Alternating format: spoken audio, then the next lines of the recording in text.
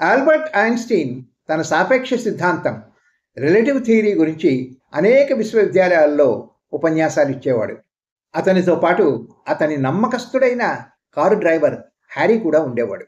ఆడిటోరియంలో ప్రతిసారి వెనక బెంచీలో కూర్చుని హ్యారీ ఐన్స్టీన్ ఇచ్చిన ఉపన్యాసాలు వింటూ ఉండేవాడు. ఒకరోజు డ్రైవర్ హ్యారీ ఐన్స్టీన్తో, ప్రొఫెసర్, మీ ఉపన్యాసాలు ఎన్నోసార్లు విన్నాను. నాకు కంఠత వచ్చు. అవకాశం ఇస్తే మీ ఉపన్యాసాన్ని తూచా తప్పకుండా నేను కూడా ఇవ్వగలను.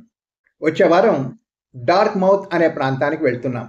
అక్కడ నన్నెవ్వరూ గుర్తుపట్టలేరు. నా బదులు నువ్వు ఉపన్యాసం ఇవ్వు. నేను డ్రైవర్ డ్రెస్లో వెనక బెంచీలో కూర్చుని వింటాను అని ఐన్స్టీన్ ప్రోత్సహించాడు.